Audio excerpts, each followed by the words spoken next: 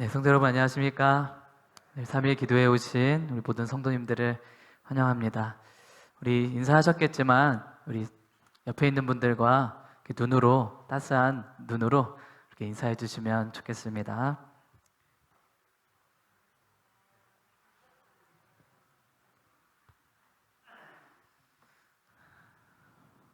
다 함께 하나님 말씀 누가복음 10장 25절, 28절에 있는 말씀을 함께 읽도록 하겠습니다.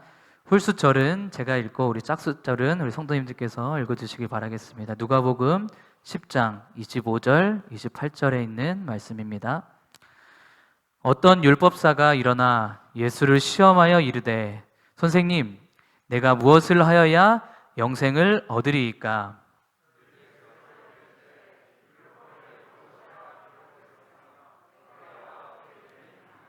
대답하여 이르되 내 마음을 다하며 목숨을 다하며 힘을 다하며 뜻을 다하여 주 너의 하나님을 사랑하고 또한 내 이웃을 내 자신같이 사랑하라 하였나이다.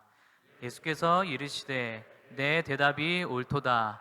이를 행하라. 그러면 살리라 하시니.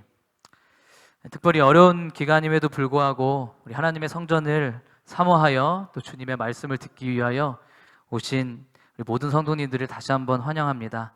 이 시간 세상이 줄 수 없는 그 평안과 하늘의 축복을 얻고 돌아가는 귀한 시간 되기를 간절히 바라겠습니다. 오늘 제목은 신앙 밸런스라는 제목으로 하나님의 말씀을 나누겠습니다. 우리 젊은 사람들이 좋아하는 스포츠 브랜드가 있습니다. 그것은 바로 뉴 밸런스라는 브랜드인데요.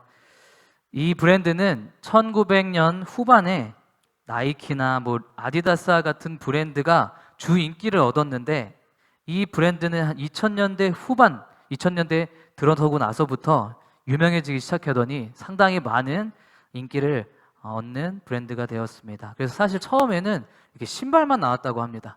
그런데 이 인기가 많아져서 옷도 만들고 또 추리닝도 만들고 또 여러 가지 많은 상품들을 만들었다고 합니다. 저는 궁금했어요. 왜 하필 이름을 뉴 밸런스로 지었을까? 제가 한번 구글에 검색을 해보니 특별한 이유가 있었습니다. 사실 국내에서는 이렇게 판매되지는 않은데 국외에서는 저희가 일반 말하는 그 신발 사이즈 있잖아요. 260이면 260. 그런데 이 뉴 밸런스 신발은 발 사이즈 260 말고 볼 넓이 사이즈까지 맞춰주는 신발이었다고 합니다. 그래서 여기 사진에 보면은 사이즈 밑에 이렇게 발볼 사이즈도 이렇게 있습니다. 한 대여섯 개. 그러니까 사실 이 신발을 신으면 저희가 발볼이 넓으면 이렇게 좀 불편하거나 좀 어려울 때가 있잖아요. 근데 이 신발은 딱 내가 원하는 신발에 맞춰서 신을 수 있다고 합니다. 이 사람이 이 신발을 만들었던 이유는 발에 장애가 있거나 하루 종일 서서 힘들게 일하는 사람들에게 어떻게 하면 좀 편안한 신발을 만들 수 있을까 고민을 하다가 닭이 발가락 그 3개만으로 딱 완벽한 균형을 이룬 것을 보고 좀 이런 신발을 만들어서 사람들에게 도움을 주면 좋겠다라는 생각을 가지고 이 신발을 만들었다고 합니다. 그래서 사실 미국에서 사무실에서 가장 많이 신는 구두가 아니라 신발이 바로 이 신발이라고 이야기를 합니다. 그래서 발의 균형을 통하여 또 몸의 균형을 만들어주는 것입니다. 근데 저는 꼭 운동에만 이 균형이 필요한 게 아니라는 생각이 들었습니다. 한국 사람들이 참 열심히 일을 하면서 살고 있습니다. 그래서 실제로 한국 사람들이 얼마나 많은 일을 하는지 여기 표를 보면 알 수 있는데요. 몇 개의 표를 좀 제가 봤는데 멕시코와 한국이 계속 이렇게 1위를 다투고 있더라고요. 근데 제가 가져온 이 2017년도 사진은 멕시코가 조금 더 높게 나왔습니다. 그런데 이제 이렇게 많은 시간, 노동 시간 일을 하면 어떻게 효율성이 좋아야 되잖아요. 근데 이 효율성을 좀 따져보면 이제 여기 파란색 글씨 한국이 좀 어떤가요? 네, 사실 상당히 높지 않습니다. 오히려 많은 일을 한다고 해서 오히려 좋은 효과를 나타내는 게 아니라는 거예요. 그래서 삶의 어떤 밸런스가 중요하다라는 사실입니다. 그래서 이러한 일들로 인해서 생겨나게 된 신조어가 있는데 바로 그 신조어가 워라벨이라는 단어입니다. 혹시 성도님도 혹시 이 단어 들어보셨나요? 이거 잘 못 들어보셨을 것 같은데 이 워라벨은 뭐냐면 워크, 일과 라이프, 나의 삶이 균형이 맞아야 된다는 거예요. 그래서 많은 젊은 사람들이 워라밸에 만족되지 않으면 나는 직장을 갖지 않겠다라고 이야기를 하는 거죠. 근데 사실 이것은 어떻게 보면 되게 개인주의적인 것일 수 있겠다라는 생각이 들었지만, 이번 코로나로 인해서 재택근무가 가능할 수 있다라는 어떤 그러한 기사들을 제가 보게 되면서 일을 많이 하는 게 중요한 게 아니라 효율이 중요하고 균형이 중요한 것을 다시 한번 확인하게 되었습니다. 우리 성도님들의 삶은 좀 어떠신가요? 이렇게 좀 균형이 잘 맞나요? 오른손과 왼팔이 이렇게 균형이 잘 맞는 것처럼 여러분들의 삶 속에 잘 균형이 맞고 있는지 한번 여쭤보고 싶습니다. 우리 삶에서 균형은 대단히 중요합니다. 그래서 우리의 삶에서 일하는 시간이 내가 살아가는 시간보다 더 많아지면 어떡해요? 계속 피곤하고 계속 힘들고 끌려가듯이 인생을 살아가게 되는 것이죠. 그런데 반대로 내가 일하는 시간보다 또 혼자 여유롭게 놀고 있는 시간이 많게 되면 어때요? 처음에는 편하고 좋지만 시간이 점점 지나면서 어떻게 돼요? 내가 이게 뭐 하고 있는 거지? 좀 더 정신이 피폐해질 수 있다는 것입니다. 그래서 균형이 정말 중요하다는 것이죠. 운동에서도 중요하고 우리 신체에서도 중요하고 사실 우리 삶의 많은 부분에서 이렇게 균형이 중요한데, 저는 오늘 여러분들과 함께 신앙의 균형이 얼마나 중요한지 우리 여러분들과 함께 이야기를 좀 나눠보겠습니다. 우리 아까 읽었던 말씀인데 우리 다시 한번 눈으로 한번 좀 읽어보도록 하겠습니다. 어떤 율법교사가 일어나 예수를 시험하여 이르되, 선생님, 내가 무엇을 하여야 영생을 얻으리이까? 예수께서 이르시되, 율법에 무엇이라 기록되었으며 내가 어떻게 읽느냐? 대답하여 이르되, 내 마음을 다하며 목숨을 다하며 힘을 다하며 뜻을 다하여 주 너의 하나님을 사랑하고 또한 내 이웃을 내 자신같이 사랑하라 하였나이다. 예수께서 이르시되, 내 대답이 옳도다. 이를 행하라. 그러면 살리라 하시니. 예수님께서 제자들과 사람들에게 가르치고 계실 때 한 율법사가 나타났습니다. 그리고 뭐라고 물었어요? 내가 무엇을 하여야 영생을 받을 수 있습니까? 우리 성도님들께 한번 질문해 보겠습니다. 어떤 초신자가 우리 성도님들께 제가 무엇을 해야 영생을 얻을 수 있죠? 라고 묻는다면 우리 성도님들은 뭐라고 대답하시겠습니까? 그런데 이때 이 예수님은 오히려 대묻습니다. 뭐라고 해요? 율법에 뭐라고 적혀 있니? 라고 이야기하는 것입니다. 그래서 이 예수님이 대묻자 율법교사가 이렇게 대답합니다. 마음을 다하고 뜻을 다하고 목숨을 다하여 주 너의 하나님을 사랑하라. 근데 혹시 보면서 조금 이상하다는 생각이 좀 들지 않았습니까? 마음을 다하고 뜻을 다하여 주 너의 하나님을 사랑하고 내 이웃을 사랑하라는 이 말씀은 누가 하신 거예요? 예수님께서 말씀하셨습니다. 저는 율법교사를 떠올리면 어때요? 율법을 상당히 중요하게 생각하는 율법주의자를 저는 떠올립니다. 즉 자신의 행위로 구원을 받으려는 이스라엘 지도자를 상징한다는 거예요. 근데 이 율법교사는 뭐라 그래요? 내가 이것도 지켰고 저것도 지켰고 얘기하는 게 아니라 아주 본질에 대한 대답을 이야기하고 있다는 것입니다. 내가 무엇을 안 해야, 무엇을 해야 영생을 얻는다고 이야기하는 것이 아니라 예수님께서 제자들에게 핵심 진리로 가르쳐 주신 그 율법의 요약서라고 하는 하나님을 사랑하고 이웃을 사랑하는 것이라고 이 율법교사가 이야기하는 것입니다. 바로 이 율법사는 행위 중심적인 신앙을 가졌던 게 아니라 그래도 나름대로 건전한 신앙관을 가지고 있었다는 거예요. 그래서 시대의 소망에는 이렇게 이야기하고 있습니다. 우리 같이 한번 읽어보겠습니다. 시작. 율법사는 바리새인의 지위와 사업에 만족할 수가 없었다. 그는 성경 말씀의 참 뜻을 알기 위해 성경을 연구해왔다. 율법사는 예식과 의식의 무가치함을 주장했으며 모든 율법과 선지자의 강령이 되는 두 가지의 원칙을 제시하였다. 그리스도께 칭찬받는 이 대답은 구주를 랍비들보다 유리한 지위에 올려놓았다. 이 사람이 어떤 사람이래요? 그 당시에 많은 성경을 알고 있는 율법사와 또 바리새인들이 성경을 알고 있었지만 예수님이 오셨음에도 불구하고 깨달았나요? 못 깨달았나요? 못 깨달았습니다. 그 이유가 뭐예요? 성경에 대한 참 뜻을 알기보다는 자신들이 아는 그 성경 지식에 따라가려고 했었기 때문이라는 거예요. 그런데 이 사람은 어떻게 해요? 뭐라고 하는 거예요? 이 말씀이 참 뜻인지 알기를 위해서 이 율법사는 성경을 연구했다고 그런 겁니다. 그 두 번째는 또 뭐라고 합니까? 바리새인들이 의식과 예식을 얼마나 중요하게 생각했습니까? 들어갈 때도 손 씻고 뭐든지 다 순서를 가져서 나름대로 600여 개의 율법 조항들을 만들고 예식과 의식을 강조했잖아요. 그런데 이 율법 교사는 어때요? 예식과 의식의 무가치함을 이야기했다고 합니다. 그 예식보다, 그 의식보다 더 중요한 것은 본질이다라고 이 사람은 얘기했던 율법 교사였다는 것입니다. 그리고 마지막에는 구원을 얻는 데 있어서는 바로 율법과 선지자의 명령인 하나님을 사랑하는 것이 가장 중요하다고 이야기하는 것입니다. 바로 이 사람은 아주 본질적인 신앙 태도를 가지고 있고 아주 건강한 신앙관을 가졌던 사람입니다. 저는 이 당시에도 과연 이런 사람이 있었구나 사실 되게 놀랐는데, 사실 문제는 그 다음입니다. 어떻게 돼 있어요?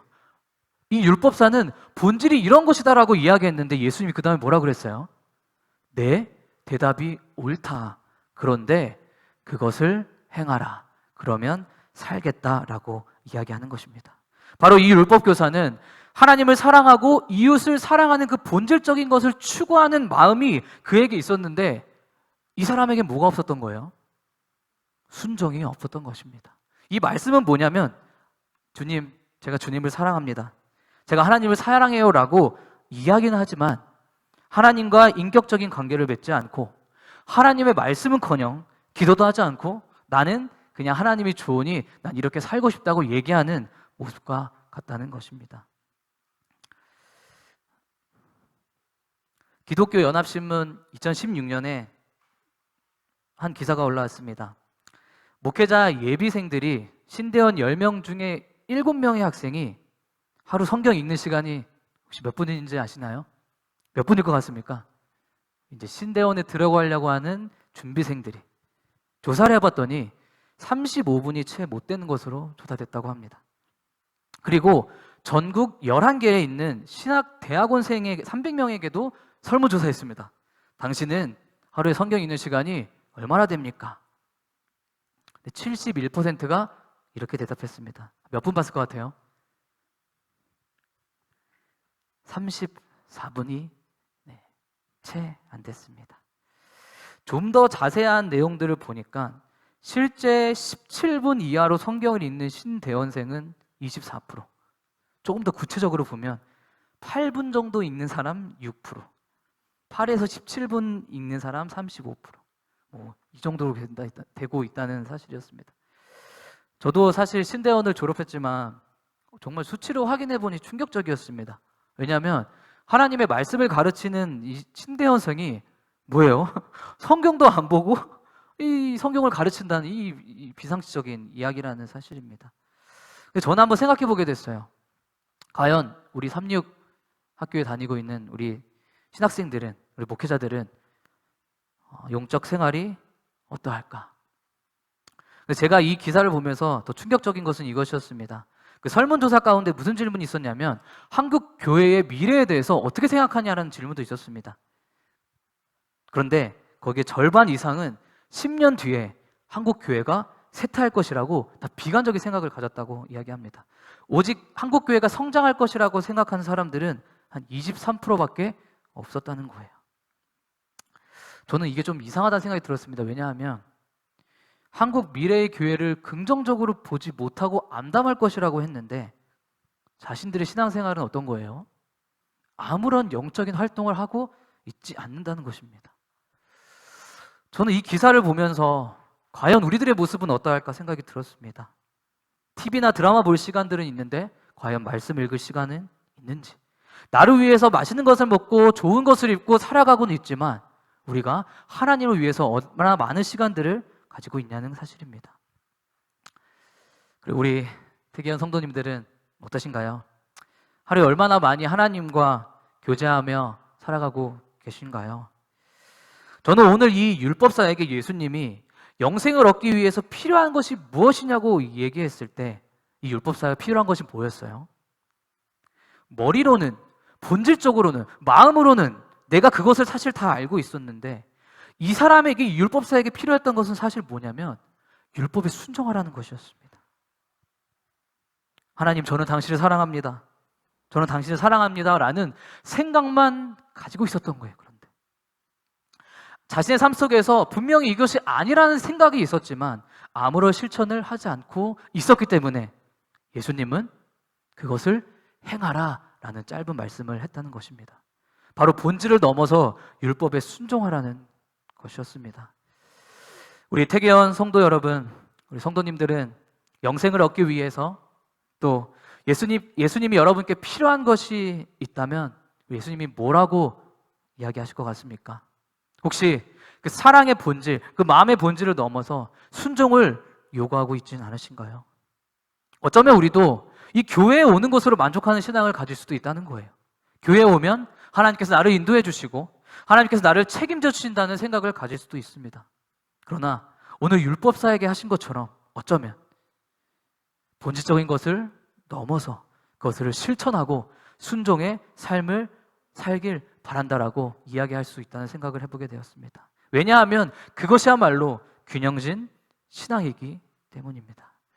우리 모든 태계원 성도님들이 본질을 알아 그것들을 순종하시는 저와 여러분들이 되시길 간절히 바라겠습니다. 그런데 이 동일한 책 누가복음 18장에 그런데 신기하게도 아까 율법교사가 했던 질문을 똑같이 이야기하는 것입니다.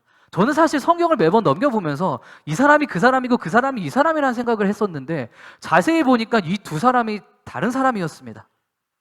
우리 다시 한번 여기 앞에 있는 말씀을 함께 읽도록 하겠습니다. 눈으로 한번 읽어주세요. 어떤 관리가 물어 이르되 선한 선생님이여 내가 무엇을 하여야 영생을 얻으리이까? 동일한 질문이죠. 예수께서 이르시되 내가 어찌하여 나를 선하다 일컫느냐? 하나님 한 분 외에는 선한 이가 없느니라. 내가 계명을 안 하니 간음하지 말라, 살인하지 말라, 도둑질하지 말라, 거짓 증언 하지 말라, 내 부모를 공경하라 하였나이다. 여짜오되 이것은 내가 어려서부터 다 지켰나이다. 예수께서 이 말을 들으시고 이르시되 내게 아직도 한 가지 부족한 것이 있으니 내게 있는 것을 다 팔아 가난한 자들에게 나눠주라. 조금 다른 점이 좀 보이시나요? 질문할 때 뭐라고 해요? 선한 선생님이요. 이 사람은 이 단어를 추가했습니다. 그리고 아까는 어떻게 했어요? 네가 율법에 대해서 뭐라고 읽었느냐라고 묻는데 이번은 예수님이 다르게 이야기를 합니다. 오히려 질문이 아니라 너가 20절에 너가 계명을 알고 있는데 이렇게 하고 이렇게 하고 이렇게 하고 이렇게 하라고 얘기하는 것입니다. 바로 10계명을 이야기하는 것입니다. 그런데 이 부자간원이 뭐라고 얘기했어요? 내가 다 지켰나이다라고 말합니다. 한번 여러분들이 비교해서 보시면 좋겠습니다. 이 사람과 아까 율법사와 다른 차이점이 좀 느껴지시나요? 아까 처음 나왔던 그 율법교사는 그 본질에 대해서만 얘기했던 사람인데 이번 이 부자 청년은 사실 어떤 사람이냐면 율법은 아주 그 어떤 누구보다 착실하게 지켰던 수행했던 사람이었다는 거예요. 그런데 이 사람의 문제는 뭐였어요? 아직도 한 가지 부족한 게 있으니 그것을 다 팔아서 가난한 자에게 나눠주라는 것입니다.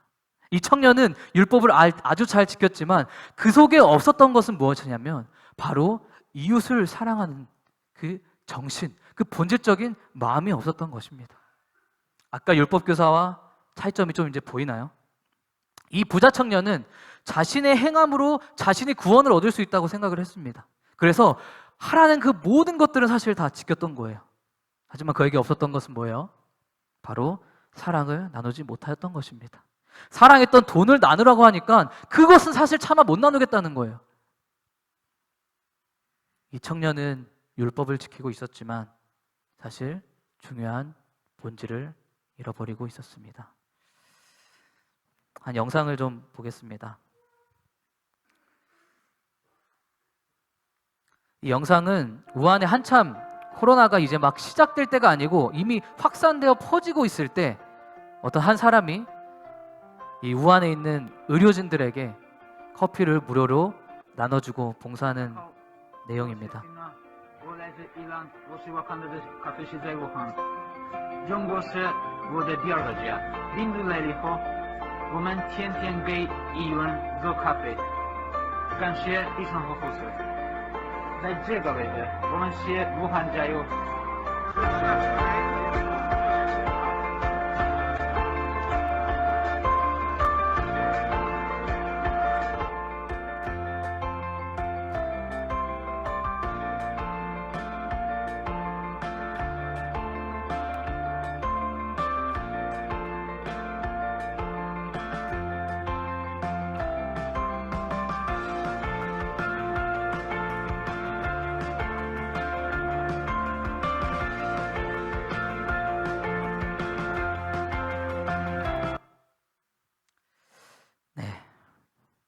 좀 자세한 기사를 조금 더 살펴보니까 원래는 동생과 함께 이곳에 살고 있었는데 이 우한이 터지자 이 동생은 급하게 자기 나라로 다시 되돌아갔다고 합니다. 그런데 이 사람은 도저히 떠날 수가 없는 거예요. 왜요? 이 사람이 중국에서 그 유학생으로서 살아가면서 너무나 많은 도움을 받았던 거예요. 그런데 자기가 그 사랑에 대한 배신을 할 수 없다. 내가 그 끝까지 이 자리에서 다른 사람들을 도와줘야겠다는 마음을 갖고 여기서 나눴던 것입니다. 오히려 우한 사람들은 더 안전한 곳으로 다른 지역 안전한 곳으로 떠나고 있는데 오히려 이 사람은 남아서 자신의 돈까지 투자하면서 자신의 시간까지 투자하면서 자신의 직원까지 다 헌신하면서 이것들을 나누고 있는 모습에 사실 저는 상당히 부끄러웠습니다. 그런데 제가 이러한 기사들을 조금만 더 찾아보니까 우리 성도님들도 보셨겠지만 정말 이러한 사람들이 이 시기에 어마어마하게 많았다는 것을 제가 확인할 수 있었습니다. 유튜브에 검색만 해도 짜라라락 우한 시기가 찾아왔을 때 다른 사람을 도와줬던 수십 명의 사람들이 뉴스의 기사에 나오는 것을 제가 보게 되었던 것입니다. 자기도 어렵고 힘든데 자신의 것을 희생하고 나누는 사람들이 있었던 것입니다. 우리 태견 성도님들 혹시 이 3월 우한이 한창 이렇게 막 확산되고 가고 있는 그 시기에 성도님들은 어떤 생각을 하고 계셨습니까? 저는 이거 걸리면 안 되는 거 아니야? 최대한 나가서 사람들을 만나지 않고 조심해야겠다. 우리 아이들 최대한 봉쇄시키고 최대한 나가지 못하게 하고 최대한 단절시키고 있었던 저의 모습을 보게 됐습니다. 그런데 이 사람은 어떤 사람이에요? 자신의 미래 잘못될 수 있다는 그 두려움도 사실 있었겠지만 그 모든 것들을 감수하고 다른 사람들에게 사랑을 베푸는 일을 했다는 것입니다. 저희 성유리가 이제 한유리를 보면 제일 많이 하는 말이 있습니다. 이게 뭘 것 같아요? 내 거야 이겁니다. 내 거야.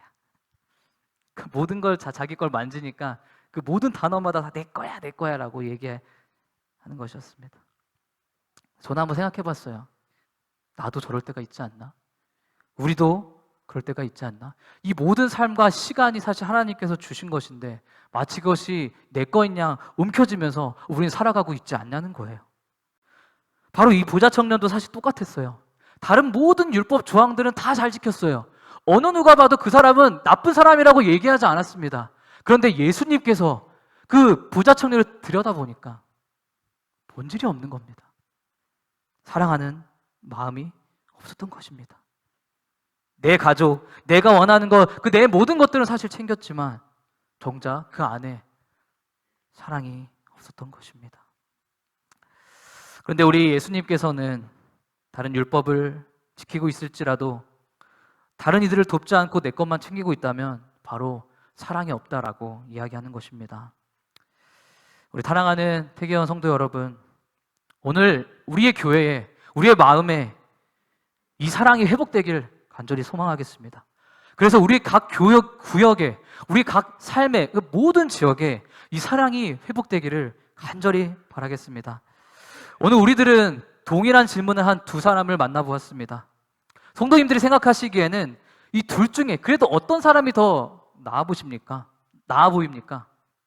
율법의 본질을 이해하지 못하고 율법을 지키는 청년과 율법의 본질은 이해하지만 율법을 지키지 않는 율법교사, 여러분들은 어떤 게 더 나아 보입니까?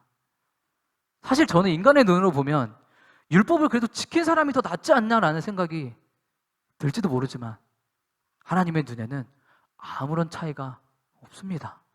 예수님께서는 바로 균형진 신앙을 하길 바라신다는 사실을 우리 성도님들이 간절히 기억하시길 바라겠습니다. 오늘 하나님께서 우리에게 말씀하십니다. 균형이 중요하다.